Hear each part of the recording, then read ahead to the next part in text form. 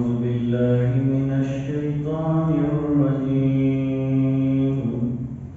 بسم الله الرحمن الرحيم إن في خلق السماوات والأرض واختلاف الليل والنهار والفلك التي تجري في البحر بما ينفع الناس وما أنزل الله من السماء من ماء فأحيا به الأرض بعد موتها وبث فيها من كل دابة وتصريف الرياح والسحاب المسخر بين السماء والأرض لآيات لقوم يعقلون ومن الناس من يتخذ من دون الله أندادا يحبونهم كحب الله والذين آمنوا أشد حبا لله ولو يرى الذين ظلموا إذ يرون العذاب أن القوة لله جميعا وأن الله شديد العذاب صدق الله العظيم. گزشتہ سبق میں توحید کی دعوت دی. قرآن کریم میں 10 پارے تو توحید اور توحید کی دعوت میں خرچ ہوئے. قرآن کریم کا داعیانہ جو اسلوب ہے وہ یہ ہے کہ پہلے دعوت توحید دیتے ہیں، اللہ کے بندوں کو اللہ کی طرف بلاتے ہیں اور غیر اللہ کی عبادت سے روکتے ہیں. ایک اللہ کی عبادت کرنے کی دعوت دیتے ہیں اور یہ دعوت دینے کے بعد پھر توحید کے دلائل دیتے ہیں کہ کیوں ایک ہی اللہ کو مانا جائے، ماں سوى اللہ کی عبادت کیوں نہیں کر سکتے. تو پہلے تو یہ کہا کہ ماں سوى اللہ کی عبادت جائز نہیں، پھر یوں کہا کہ ماں سوى اللہ جو ہے وہ کمزور ہیں، ضعیف ہیں، وہ اتنے ضعیف ہیں کہ ان کی ناک پر اگر مکھی بیٹھ جائے تو وہ اڑا بھی نہیں سکتے. تو تمہارا کیا فائدہ وہ کر سکتے ہیں؟ تم کو کیا نفع دے سکتے ہیں؟ تم کو کیا نقصان پہنچا سکتے ہیں؟ وہ تو اپنی جگہ سے ہل بھی نہیں سکتے. اس دعوے کے بعد اللہ تعالیٰ دلائل توحید بیان فرماتے ہیں. یہ اسلوب ہے قرآن کریم کا. دعویٰ کیا، بعد میں دلائل پیش کیے. آج کی جو آیات پڑھی گئی ہیں ان میں اللہ تعالیٰ نے دلائل قدرت اور دلائل توحید بیان فرمائے.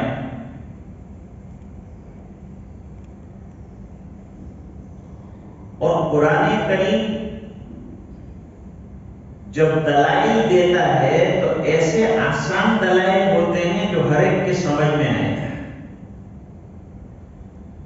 معمولی پڑھا لکھا بھی اس کو باور کر سکتا ہے اور زیادہ پڑھا لکھا ہو تو خوب غور کر سکتا ہے. دلائل اتنے آسان دیے ہیں کہ ہر ایک کو سمجھ میں آئے. قرآن آسان کتاب ہے. اگر سائنس کے موڈ میں اور اس کے اسلوب میں اگر بیان کریں تو ہر آدمی نہیں سمجھ پائے گا. بوکھلا جائیں گے لوگ کہ بھئی یہ کیا کہہ رہے ہیں. اس لیے جو نشانیاں توحید کی بیان کرتے ہیں وہ نشانیاں کھلا نظر آنے والی ہر آدمی کو ایسی نشانیاں بیان کرتے ہیں، دلائل ایسے دیتے ہیں. اب یہاں دلیل لائیں، دلیل اس بات کی لائے ہیں کہ خالق یعنی ہر چیز کے پیدا کرنے والے اصل میں اللہ. دنیا میں کوئی خالق نہیں ہو سکتا، خالق صرف اللہ. خلق کرنا یعنی عدم سے کسی چیز کو وجود میں لانا، یہ اللہ تعالیٰ کی قدرت میں.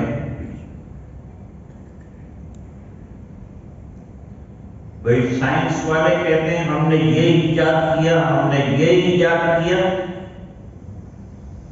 یہ سب چیزیں تو پہلے سے ذخیرے کے طور پر موجود ہیں، لیکن اس کے اوپر پردہ پڑا ہوا تھا، وہ پردے کو انہوں نے ہٹا دیا، چیز کو ٹیبل پر لے آئے. اس کو خلق نہیں کہتے. جیسے کسی شاعر کے لیے کہتے ہیں کہ یہ ان کی تخلیق ہے.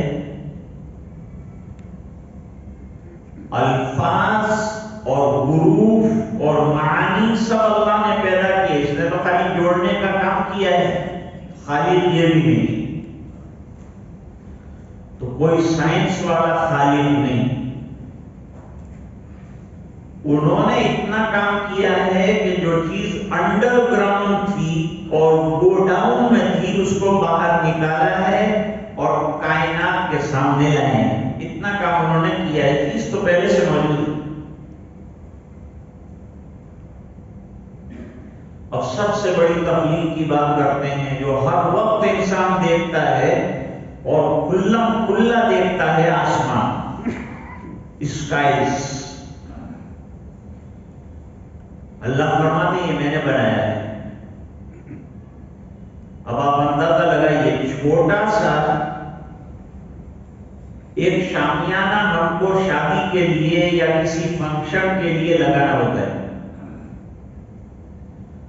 تو شامیانے میں کتنی لوگ کام میں لگتے ہیں جب جا کر کے وہ شامیانہ. آج کل تو شادیوں میں شامیانے 2 ہفتے پہلے سے بنانا شروع کرتے ہیں اور کھیل اس میں ہوتا ہے 1 گھنٹے کا، توڑ جاتا ہے.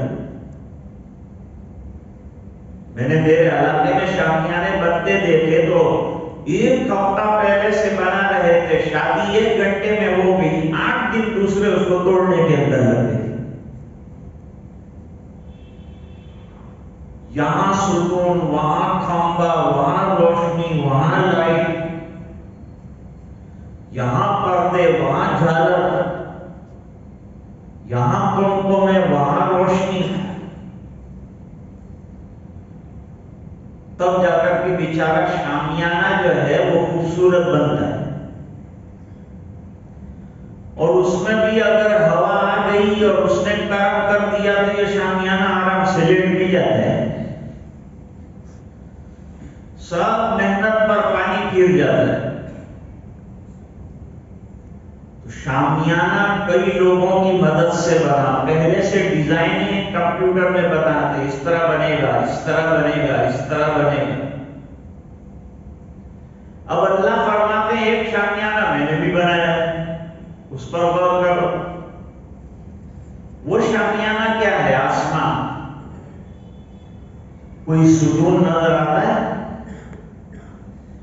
ہمارا شامیانہ اوپر سے چھت پھٹ بھی جاتی ہے، پھڑ پھڑ پھڑ پھڑ ہلتا ہے شامیانہ، اوپر کی چادر ہلتی، دھوپ آتی، روشنی آتی ہے، دن کو بیٹھنا مشکل ہو جاتا ہے. اللہ فرماتے ہیں میرا شامیانہ دیکھو، کوئی مزدور دیکھے تم نے کام کرتے ہوئے کہ وہاں سے میرا شامیانہ پھٹ گیا ہے، اس کو ریپیئر کر رہے ہو؟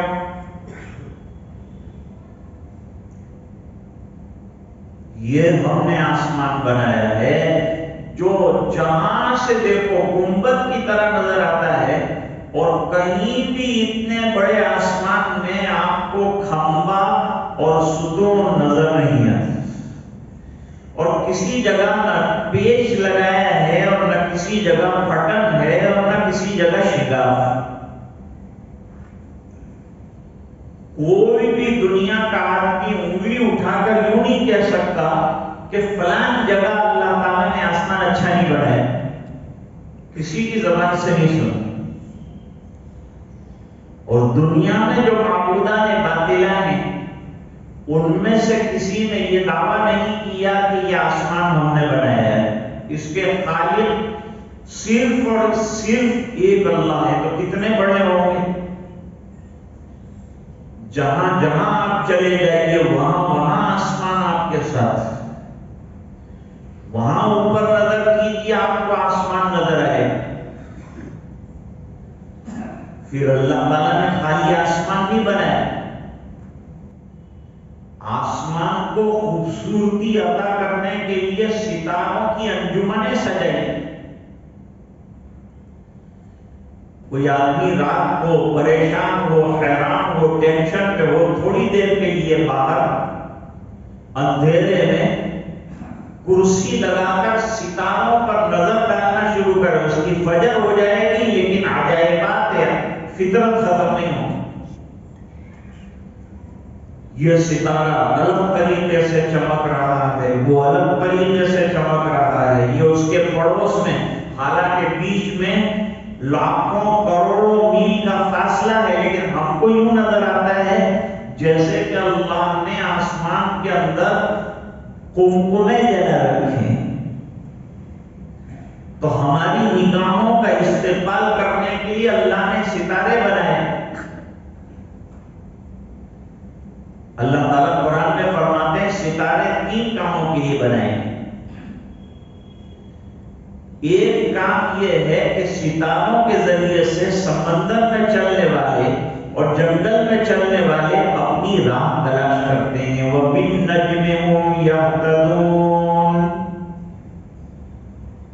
ستاروں کے ذریعے سے راستے تلاش کیے جاتے ہیں۔ نمبر 2، ستارے آسمان کی زینت ہیں، وَزَيَّنَّا السَّمَاءَ الدُّنْيَا بِزِينَةٍ الْكَوَاكِبِ، اور تیسرا، جب کوئی شیطان آسمان کی خبر لینے کے لیے نجومی کا جاتا ہے، اس کا پالا ہوا، تو وہاں سے میسائل جو ہے وہ ستارے کے اندر سے نکل کر اس کو آگ کر دیتا ہے، خاک کر دیتا ہے۔ یہ 3 کام کتاب و سنت میں ستاروں کے بتائے۔ واقعی زینت کی چیز بھی ہے، کام کی چیز بھی ہے۔ پھر فرمایا رات کو ذرا اور اندھیرا ہوا تو ہم نے ذرا بڑا چراغ جلایا، چاند کی شکل میں، ماہتاب کی شکل میں۔ اب تمہیں اس سے بڑے فائدے بھی پہنچائے۔ ہمارا جو حساب اسلامی چلتا ہے وہ قمر کے اعتبار سے، یعنی چاند کے اعتبار سے چلتا ہے۔ ایک قمری تقویم ہے، ایک شمسی تقویم ہے، آفتاب کے اعتبار سے چلتی ہے، چاند کے اعتبار سے۔ پھر یہ چاند بڑھتا بھی ہے، گھٹتا بھی ہے، اس کی خوبصورتی میں اضافہ بھی ہوتا ہے، کمی بھی ہوتی ہے، یہ باریک بھی ہوتا ہے، یہ گول بھی ہوتا ہے، 14ویں کا بدر کامل بھی ہوتا ہے۔ یہ چاند ہے۔ کئی ہم کو وائرنگ نظر نہیں آتی، جس کے اندر روشنی آتی کہاں سے؟ اب یہاں جتنی بھی لائٹیں جل رہی ہے، کوئی اندھا نہیں کہے گا کہ اس میں وائرنگ کی گئی، بغیر وائر کی یہ چلتا ہی نہیں۔ اللہ نے بغیر وائر کے آفتاب بنائے جو پوری دنیا میں روشنیاں رات کو ہو رہی ہوں، دن کو ہو رہی ہوں، سب آفتاب کا نتیجہ ہے۔ اور آفتاب ایسا بنایا کہ اندھا نہیں دیکھ سکتا، باقی ہر آدمی دیکھ سکتا ہے۔ یا جس کو نہیں دیکھنا ہے اور نہیں ماننا ہے وہ نہیں دیکھتا۔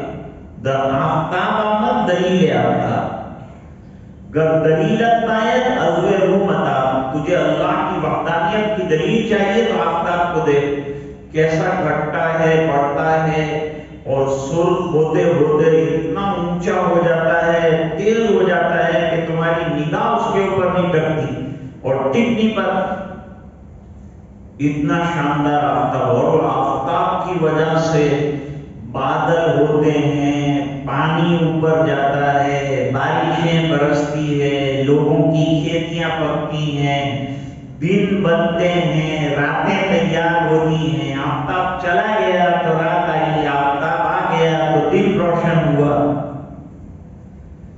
یہ سب آفتاب کی کام فرمائیاں ہیں، اور یہاں سے کروڑوں میل دور ہے لیکن چند منٹوں کے اندر اس کی روشنی جو ہے وہ دنیا کو چھو لیتی ہے۔ دیکھو جب رات ہوتی ہے تو آدمی کی طبیعت میں اضمحلال اور سستی آتی ہے، تبھی تو یہ بات الگ ہے کہ آج راتوں کو بھی لوگوں نے دن بنا دیا، روشنیاں بڑے بڑے مومبوں میں جلا کر رات کو بھی جو ہے کھیل رہے ہیں، کتے بلوں کی طرح دوڑ رہے ہیں، حیوانوں کی طرح ریشہ دوانیاں کر رات کو برباد کر کے رکھ دیا۔ رات آرام کے لیے بنائی ہے، دن کام کے لیے بنایا ہے۔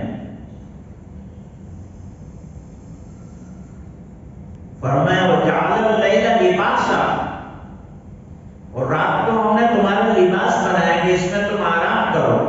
نہیں کرتے جو لوگ رات کو آرام، تو وہ دن بھر پریشان رہتے ہیں، کیونکہ رات اللہ نے بنائی ہے آرام کے لیے، اور رات کو جو سو جاتا ہے، آرام کی نیند مل جاتی ہے، اس کا دن بالکل چوکھا ہو جاتا ہے، آنکھیں چمکدار بن جاتی ہیں۔ آفتاب کے روشن ہونے کے ساتھ ساتھ انسان کی طبیعت کے اندر جو ہے پھرتی آنا شروع ہوتی ہے، اور جیسے جیسے آفتاب چڑھتا جاتا ہے طبیعت کے اندر کاہلی اور سستی ختم ہو کر کام کرنے کا جذبہ پیدا ہوتا ہے۔ ادھر آفتاب کام کرتا ہے، ادھر بندہ کام کرتا ہے۔ تو اللہ فرماتے ہیں میں نے بنایا ہے آسمان، لاؤ اس کے اندر کوئی نقصان، کوئی تفاوت، کوئی کمی، کوئی کمی ہو تو بتاؤ۔ میں جب بناتا ہوں تو ایسا بناتا ہوں کہ بے عیب بناتا ہوں۔ تو خالق اور فاطر کس کو کہتے ہیں؟ ایسے بنانے والے کو کہتے ہیں جو بغیر پہلے کے کسی نمونے کے کوئی چیز بنائے۔ کوئی بھی بلڈنگ دنیا میں بناتے ہیں تو نمونے پر بناتے ہیں، اللہ نے دنیا بنائی تو بغیر نمونے کی پہلے ہی مرتبہ بنائی، نمونہ ہے ہی نہیں، نمونے کے بغیر بنائے، یہ کمال۔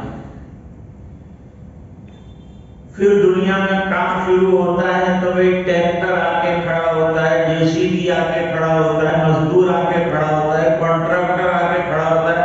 اتنی بڑی زمین بنائی، اتنا بڑا آسمان بنا تو کوئی کانٹریکٹر اب تک اس کا ملے۔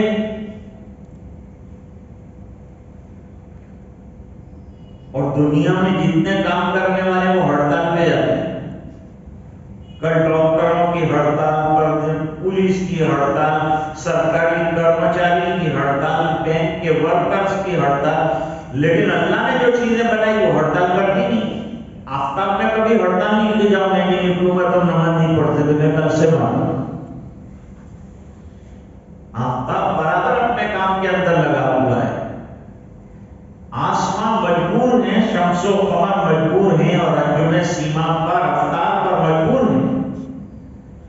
ان کو آرڈر دیا گیا ہے، اس کے مطابق ان کو کام کرنا ہے۔ ایک انسان ایسا ہے کہ جس کو کرنے کو کہا گیا ہے وہ کام نہیں کرتا، نہ کرنے کو کہا گیا ہے وہ کام کر کے سب کام بگاڑتا ہے۔ فرماتے ہیں آسمان ایک نہیں ہے، سماوات 7 آسمان بنائے۔ ایک آسمان دیکھتے دیکھتے ہم تھک گئے اور فرماتے ہیں میں نے 7 آسمان بنا ڈالے، تم ایک آسمان دیکھ کے تھک رہے ہو، ہم 7 آسمان بنا کے نہیں تھکے۔ پھر زمین ہم نے کیسی بچھائی ہے اس پر غور کرو۔ زمین نے اتنی سخت بنائی اللہ نے کہ پیر رکھتے ہی ہمارے پیر میں فریکچر ہو جائے. کیا فریکچر تھے یہ پاؤں کو زمین کے اوپر فریکچر تھے. اللہ نے زمین اتنی سخت بھی نہیں بنائی کہ پیر بھی نہ رکھ سکے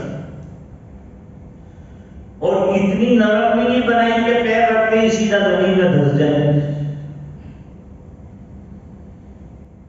اللہ نے زمین ایسی بنائی کہ ایک زمین نہیں بنائی 7 زمینیں بنائی. کسی جگہ جو ہے کھدائی کی گئی تھی کئی ہزار میٹر گئے, اس کے بعد ایک پتھر آ گیا اور پتھر سے آگے نہیں جا سکے. وہ جگہ ابھی تک دنیا میں موجود ہے کہ یہاں تک ہماری کھدائی کا بس ہے, اس کے نیچے بھی زمینیں ہیں لیکن وہاں کھدائی نہیں کر سکتے, کچھ نکل ہی نہیں پاتا, کوئی مشین چل ہی نہیں پاتا. اللہ فرماتے ہیں میں نے 7 آسمان بنائے 7 زمینیں بنائے, لیکن سماوات جمع کا سیغہ لائے ہیں, ارض واحد کا لائے ہیں. لیکن دوسری جگہ اللہ نے اس کا تذکرہ فرمایا اللہ الذی خلق 7 سماوات ومن الارض مثلہن, اور زمینیں بھی ہم نے 7 بنائی, 7 طبقے زمینوں کے بنائے. بلکہ قرآن کریم تو یوں کہتا ہے کہ یہ 7 زمینوں میں مخلوق رہتی ہے اور یہ مخلوق کی طرف اللہ نے کتابیں بھیجی ہے اور نبی بھیجے ہیں. ابھی دنیا جو تلاش کی گئی ہے وہ 75% تلاش کی گئی ہے. ابھی 25% زمین ایسی ہے کہ جس کا انسان کو ابھی پتا نہیں ہے کہ کہاں ہے, کیا ہے اور وہاں کیا چیزیں بستی. ایک زمین میں ابھی بیچارہ جو ہے لڑکھڑا رہا ہے اور پریشان ہے, اور اللہ فرماتے ہیں کیا تم میری کاریگری دیکھ پاؤ گے؟ میں نے تو 7 زمینیں اور 7 آسمان بنائے. اب فرماتے ہیں کہ زمین بنا کے چھوڑ نہیں دی, زمین ہل نہ جائے. تو زمین ہل نہ جائے اس کے لیے کیا کیا؟ کھوٹے بنائے. کھوٹے کس کو بنایا؟ پہاڑوں کو کھوٹے بنائے. زمین ہلے نہیں, لیکن جب اللہ اپنی طاقت بتانے پر آتے ہیں تو پہاڑ بھی ہلتا ہے, تو پھر زمین بھی ہلنا شروع ہو جاتی ہے. حدیث شریف میں فرمایا جب زنا اور بدکاریاں بن جاتی ہیں, بڑھ جاتی ہیں, تو وہ فرشتہ جس کے ہاتھ میں زمینوں کی لگام دی ہے اس کو تنابے کھینچنے کے لیے کہا جاتا ہے اللہ کی طرف سے, اور زمین میں رعش آ جاتا ہے. زلزلہ اسی کے نتیجے میں آتا ہے. پھر اللہ تعالیٰ نے آسمان کے اوپر ایک بادلوں کا نظام بنایا. بادل آتے ہیں, ہم سوچتے ہیں برسے گا, نہیں برستا. یہ کہاں برسے گا؟ جہاں اللہ نے ان بادلوں کو ہواؤں کے ذریعے سے جانے کا حکم دیا ہے وہاں جا کے برسے گا.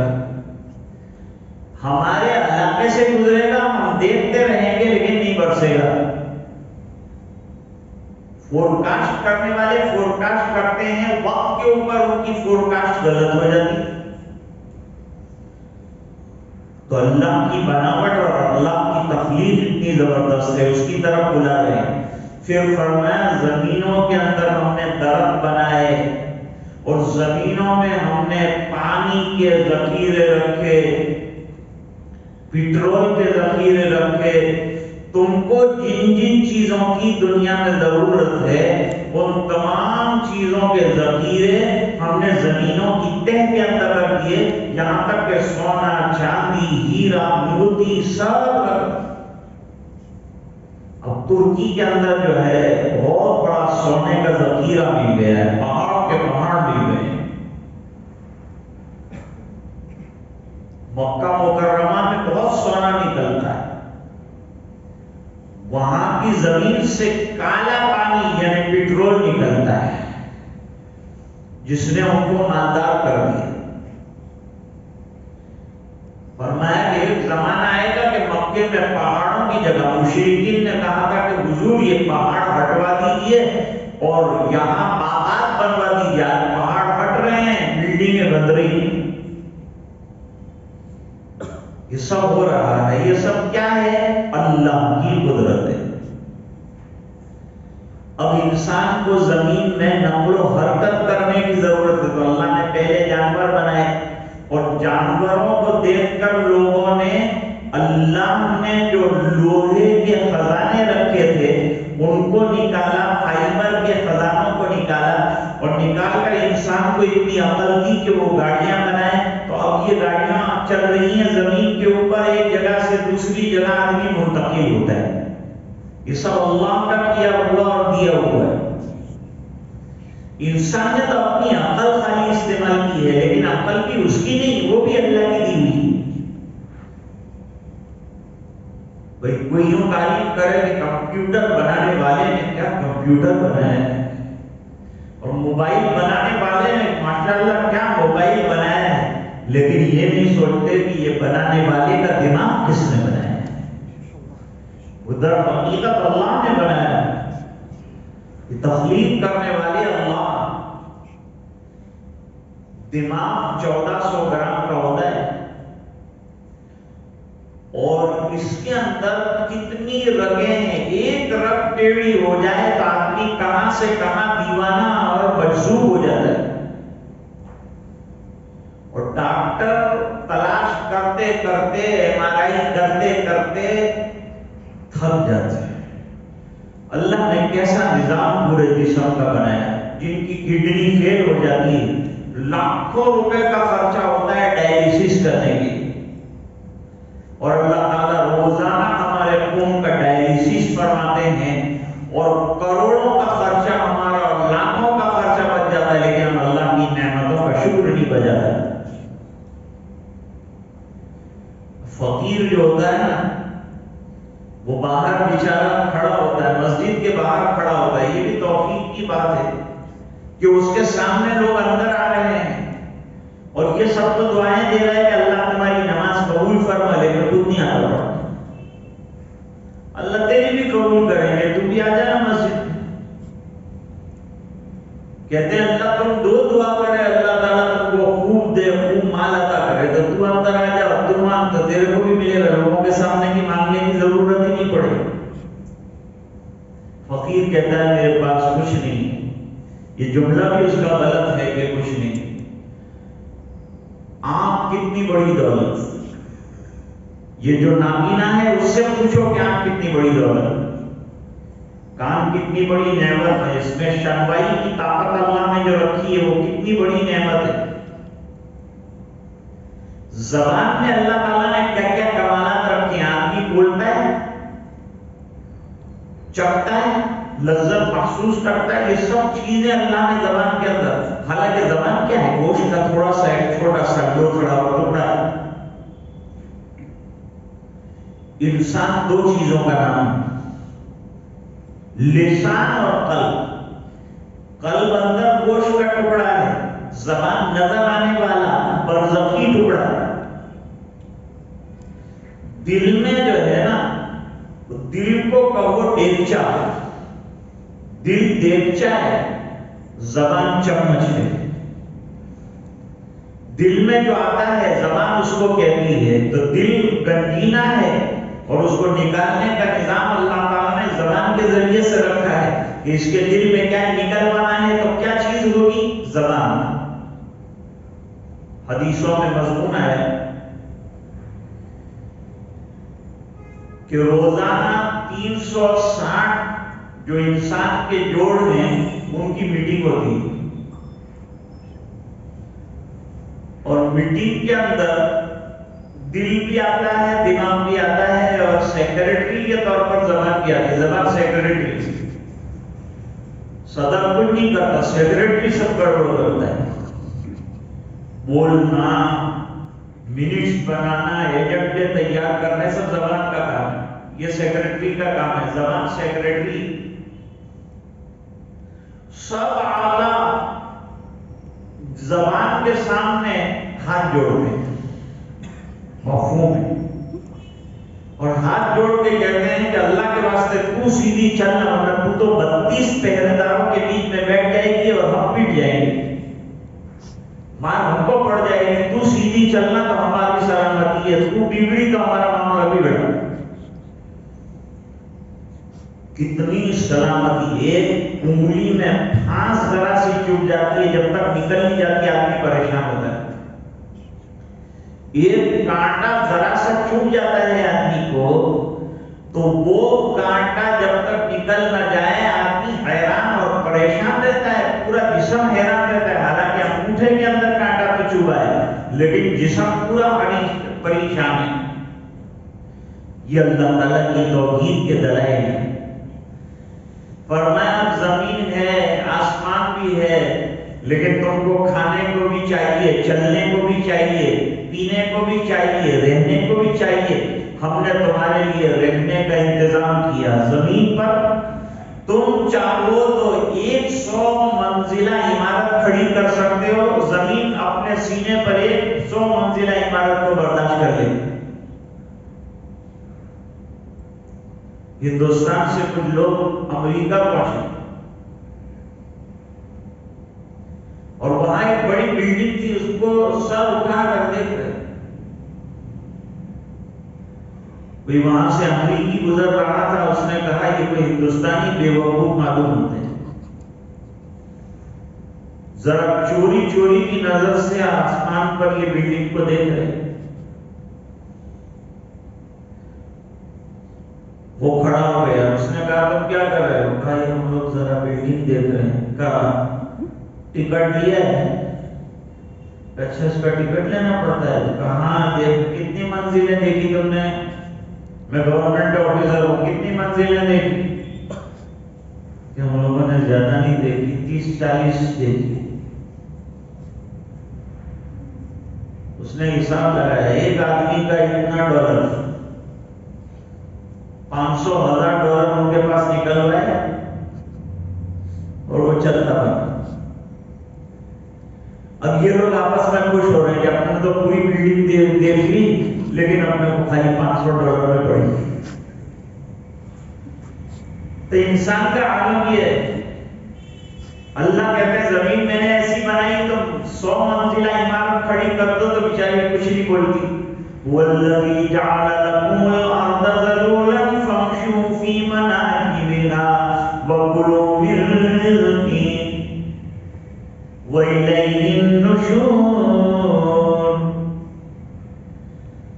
اب اللہ تعالیٰ نے زمین کو خوبصورت بنانے کے لیے درخت بنائے۔ اب درخت کا نظام بھی کیسا ہے؟ یہ انار کا درخت ہے، اس کے پڑوس میں لیمون کا درخت ہے، اس کے پڑوس میں سفرجل کا درخت ہے، اس کے پڑوس میں مرچی کا جھاڑ ہے۔ سب کو کسان جو ہے ایک ہی پانی دیتا ہے، لیکن انار کا رنگ الگ، اس کا ذائقہ الگ، سفرجل کا ذائقہ الگ، لیموں کا مزہ الگ، مرچی کا ٹیسٹ بالکل مختلف۔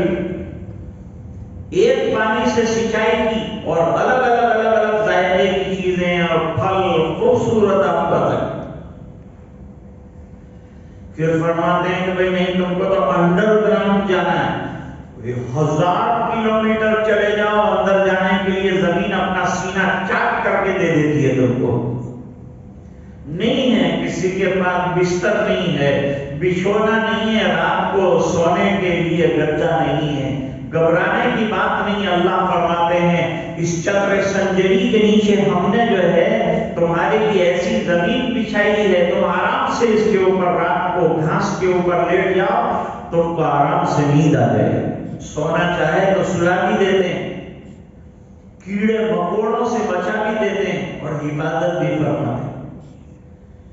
اب اللہ فرماتے ہیں میں نے زمین میں بڑے بڑے سمندر بنائے، دنیا کے 3 حصے پر سمندر ہے، ایک حصے پر پانی، ایک حصے پر زمین ہے، 3 حصوں پر سمندر ہے، اٹلانٹک ہے، پیسیفک ہے، عربک ہے، انڈین اوشن ہے، جہاں جاؤ پانی پانی۔ ہمارے جو سامان باہر سے آتے ہیں اور ٹرانسپورٹیشن کا جو نظام بنتا ہے وہ سب سمندر کے راستے سے بنتا ہے، ہوائی جہاز سے بھی آتا ہے، لیکن اتنی بڑی مقدار میں نہیں آ سکتا۔ میں پناما گیا تھا، پناما میں وہ نہر کنال بنائی ہے، پناما کنال دنیا کے عجائبات میں سے۔